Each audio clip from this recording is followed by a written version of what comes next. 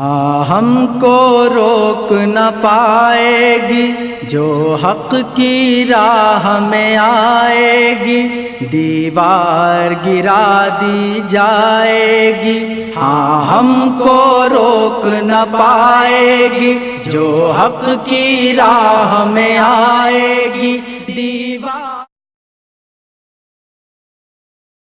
علی بھائی اگلا سوال ہے، مولانا مکی حجازی دیوبندی صاحب کی ایک نئی ویڈیو منظر عام پر آئی ہے جس میں انہوں نے دعویٰ کیا ہے کہ مولانا مودودی رحمہ اللہ کا نظریہ یہ تھا کہ شادی شدہ زانی کے لیے رجم والی سزا اسلام میں نہیں ہے، اس لیے مولانا یہ جو مولانا مکی صاحب ہیں نا، حافظہ اللہ تعالی من الجنت والناس، ان پہ آج کل شیاطین جن اور شیاطین انس کا حملہ ہوا ہے۔ یہ بتائیں کس جگہ مولانا مودودی نے رجم کی سزا کا انکار کیا ہے؟ تو میرے بھائی یہ بالکل جھوٹ ہے۔ نحمدہ ونصلی علی رسولہ الکریم، اما بعد۔ معزز سامعین، السلام علیکم ورحمۃ اللہ وبرکاتہ۔ حضرت مولانا مکی الحجازی صاحب نے ابو الاعلیٰ مودودی کے متعلق ایک بات کہی حد زنا کے بارے میں۔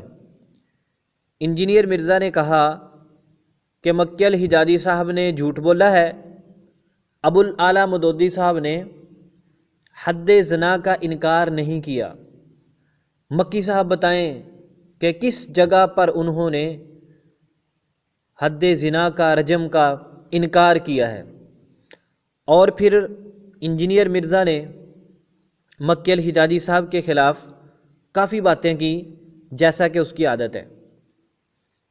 ہماری طرف سے اس کا جواب سنیے۔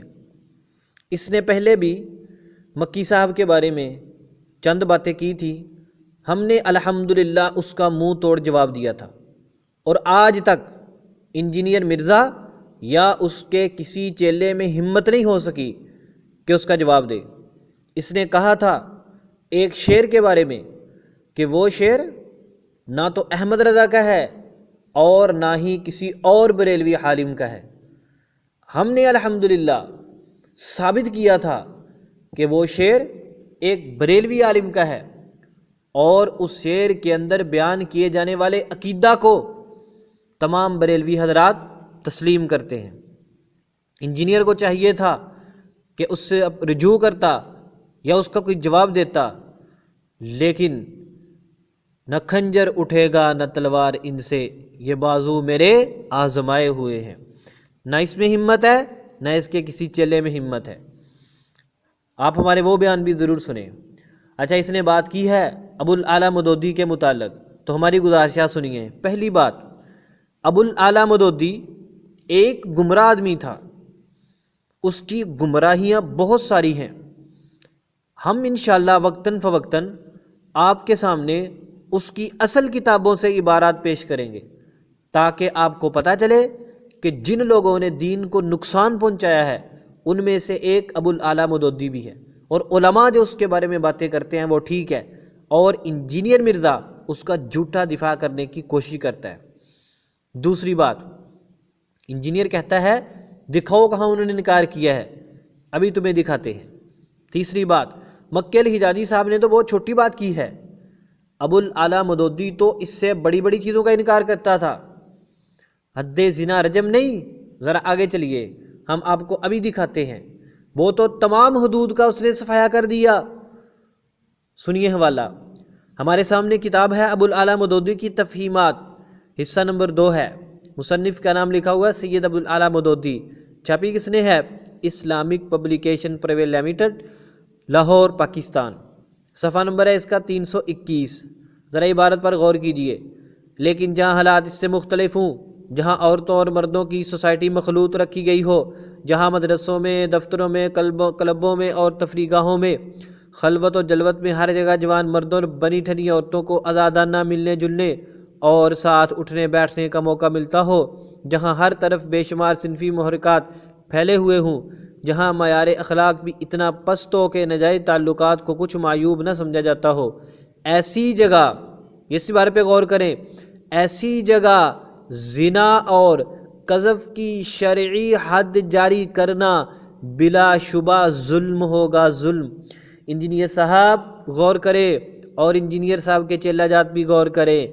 ایسی جگہ جہاں پر ایسا ماحول ہو، ایسی جگہ زنا اور قذف کی شرعی حد جاری کرنا بلا شبہ ظلم ہوگا۔ حوالہ پھر سن لیجئے، تفہیمات حصہ 2 صفحہ نمبر 321۔ لو جی، مکی صاحب نے تو ایک چیز کی بات کی تھی نا، وہ حضرت صاحب زنا اور کے ساتھ انہوں نے قذف بھی ملا لیا ہے کہ ایسی شرعی حد جاری کرنا ظلم ہوگا۔ معزز سامعین، آپ اس پر غور کریں کہ انکار کا ایک طریقہ ہوتا ہے کہ کسی حکم کا صاف لفظوں میں انکار کرنا۔ مثال کے طور پر ایک شخص کہے کہ میں نماز کو مانتا ہی نہیں، اور ایک شخص کہے جی میں سود کو مانتا ہی نہیں کہ سود حرام ہے۔ کوئی شخص کہے کہ میں نہیں مانتا کہ شراب حرام ہے، یعنی وہ شخص شراب کو حلال سمجھتا ہو، سود کو حلال سمجھتا ہو۔ ایک یہ ہوتا ہے حد کسی بھی حکم شرعی کا انکار کرنا۔ ایک دوسرا طریقہ ہوتا ہے کہ جب بندہ دیکھتا ہے نا، مثال کے طور پر پاکستان جیسا ملک ہے جہاں پر وہ علل اعلان تو انکار نہیں کر سکتا، وہ انکار کرتا ہے بات کو گھما کر۔ جیسے آپ نے بہت سارے لوگوں کو سنا ہوگا جو دین دشمن سیکولر لوگ ہیں، وہ کیا کہتے ہیں، وہ جی سود حرام تھا اس زمانے میں لیکن اب حرام نہیں ہے، اب سود کی ضرورت ہے، اب دنیا بڑی ترقی کر چکی ہے، یا دنیا کے اندر نظام ہی ایسا ہے، یا اللہ معاف کرے کوئی ایسے بدبختیاں کہتے ہیں کہ اگر حضور صلی اللہ علیہ وسلم اس زمانے میں ہوتے تو آپ صلی اللہ علیہ وسلم بھی سود کو حلال کر دیتے۔ گل کرو جی، ایسی باتیں کرتے ہیں۔ یہ لوگ بھی در حقیقت حکم شرعی کا انکار کر رہے ہوتے ہیں، یعنی یہ سیدھا کان نہیں پکڑتے، دوسرے ہاتھ کو گھما کر پکڑتے ہیں، مطلب ان کا بھی وہی ہوتا ہے، حکم شرعی کا انکار کرنا۔ دوسرے نمبر پر کچھ لوگ کہتے ہیں جی شراب، وہ پرانی شراب حرام تھی، وہ جی بٹیوں میں ڈال دیتے تھے اور وہ گندی جگہ پہ اس کو رکھتے تھے، وہ گندگی کی وجہ سے حرام تھی، اس کے اندر بڑے جراثیم پائے جاتے تھے، اور بڑی عجیب و غریب باتیں کر کے وہ شراب کو حلال کرنے کی کوشش کرتے ہیں۔ یہ بھی حکم شرعی کا انکار ہے۔ اور تیسرے نمبر پر لوگ کہتے ہیں جی وہ پرانے جو خنزیر تھے نا، سور تھے، اور وہ گند مند کھاتے تھے۔ آج کل جو انگریزوں نے سور رکھے ہوئے ہیں نا، وہ جناب ان کی بڑی حفاظت کرتے ہیں، ان کو بڑی اچھی خوراک کھلاتے ہیں، تو ایسے سوروں کو کھانا حرام نہیں ہے۔ توبہ توبہ، گل کرو، یہ کوئی باتیں کرنے والی؟ یہ لوگ بھی حکم شرعی کا انکار کرتے ہیں۔ تو یہ مثالیں دینے کا مقصد یہ ہے کہ ابو الاعلیٰ مودودی نے صاف لفظ میں تو نہیں کہا کہ حد زنا کو جاری نہ کرو، حد قذف کو جاری نہ کرو، انہوں نے بات کو گھما پھرا دیا، اور کیا کہا کہ جہاں پر سوسائٹی مخلوط ہو، جہاں پر مرد عورتیں آزادہ نہ ملتے جلتے ہوں، ساتھ اٹھتے بیٹھتے ہوں، ایسی جگہوں پر آپ حد زنا جاری نہ کرو۔ یہ نہیں کہا، بلکہ ایسی جگہوں پر حد جاری کرنا ظلم ہوگا۔ بندہ مودودی صاحب سے یہ پوچھے اچھا یہ کہاں پر حد جاری کریں گے؟ یہ تو حد کیوں جاری کی جاتی ہے؟ انہی برائیوں کو ختم کرنے کے لیے شرعی حدود کا نفاذ کیوں کیا جاتا ہے؟ اللہ تعالیٰ نے نہیں فرمایا کہ قصاص کے بارے میں کہ قصاص زندگی ہے؟ کیا مطلب کہ جب تم قصاص کی حد کو نافذ کرو گے قتل و قتال رک جائے گا۔ اور مودودی صاحب کیا کہنا چاہتے ہیں کہ پہلے قتل و قتال کو روکو، اس کے بعد حد جاری کرو۔ اب یہاں پر وہ کیا کہنا چاہتے ہیں؟ وہ کہتے ہیں کہ پہلے یہ جو ماحول بنا ہوا ہے اس ماحول کو ختم کرو، پھر حدوں کو جاری کرو۔ ہو جناب، وہ ماحول، وہ حدیں جاری اس لیے کی جاتی ہیں تاکہ اس طرح کا ماحول بنے ہی نہ، تاکہ یہ ساری جو برائیاں بیان کی گئی ہیں یہ ختم ہو جائیں۔ یعنی ابو الاعلیٰ مودودی صاحب یہ کہنا چاہتے ہیں کہ پہلے بندے کو تندرست کرو پھر اس کو دوائی کھلاؤ، حالانکہ ان کو یہ نہیں پتا کہ بندے کو دوائی کھلائی ہی تندرست کرنے کے لیے جاتی ہے، اس کی بیماری ختم کرنے کے لیے۔ انہی بیماریوں کو ختم کرنے کے لیے تو حدود ہے۔ اور حضرت صاحب کیا فرماتے ہیں کہ جہاں پر ایسے حالات ہوں وہاں پر حد زنا جاری کرنا۔ تم تو کہہ رہے تھے نا مکی الہلالی صاحب کہ وہ رجم کی بات، انہوں نے تو مطلق بات کی ہے، یہاں پر حد زنا اور قذف کی شرعی حد جاری کرنا ظلم ہوگا۔ یہ دیکھو کتنا، یہ میں نے بتایا نا پہلے آپ کو، یہ ہے بات کو گھما کر انکار کرنا، یعنی نہ تو اس طرح کا ماحول بنے اور نہ ہی کوئی شرعی حد جاری کر سکے۔ حالانکہ ان بیچاروں کو یہ نہیں پتا کہ جو اسلامی حکومت حدود کو جاری کرے گی وہ پہلے اس طرح کے مخلوط گندے ماحول کو ختم کرے گی۔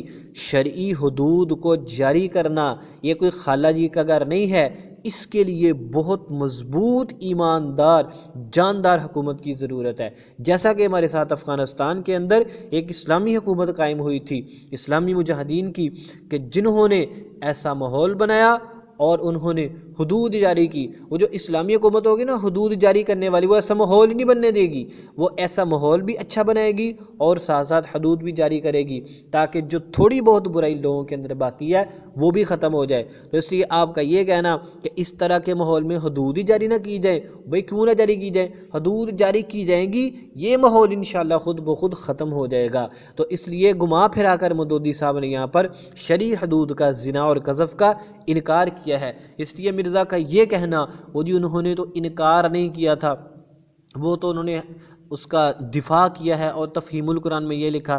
انجینئر بیچارے کو یہ نہیں پتا کہ تفسیر ہوتی ہے نا، اس کو بہت زیادہ لوگ پڑھتے ہیں، اس کے اندر تو کوئی مائی کا لال ایسی بات کرنے کی ضرورت نہیں کر سکتا تھا۔ یہ اس طرح کی تحریریں ہوتی ہے پرائیویٹ قسم کی، وہ اس میں اپنے اندر کی بہت ساری باتیں کر دیتے ہیں۔ جیسے مثال کے طور پر آپ شیعہ کو دیکھیں گے، وہ تفسیروں کے اندر ایسی باتیں کریں گے، مطلب گمراہی کے لیے کم کریں گے۔ جو ان کی پرائیویٹ قسم کی کتابیں ہوتی ہیں تو وہاں پر وہ اپنے اندر کا سارا کا سارا غبار نکالتے ہیں، وبال نکالتے ہیں۔ تو اسی طرح بالکل ابو الاعلیٰ مودودی صاحب نے وہاں اور طرز اختیار کیا ہے، یہاں پر اور طرز اختیار کیا ہے۔ انہوں نے یہ نہیں کہا حدود جاری نہ کرو، نے کہا ایسی جگہ پہ حد جاری کرنا ظلم ہوگا، ظلم۔ اب آپ مجھے بتائیں کہ جو بندہ اللہ اور اس کے رسول کے حکم کو ظلم کہتا ہو وہ کتنا بڑا مجرم ہوگا۔ ہم اس سے پوچھتے ہیں مودودی صاحب اور ان کے حواریوں سے کہ آپ ہمارے سامنے کوئی قرآن سے دلیل پیش کرے، اس کا حواری تو پیش نہیں کر سکتے۔ مودودیت کا جھنڈا انجینئر مرزا نے اٹھایا ہوا ہے تو یہی پیش کر دے کہ کہاں یہ بات لکھی ہوئی ہے جہاں پر اس طرح کا مول ہو وہاں پر حدود جاری نہ کرو۔ یہ تو اسلامی حکومت کا کام ہے، وہ حدود کو جاری کرے تاکہ اس طرح کا گندا ماحول خود بخود ختم ہو جائے۔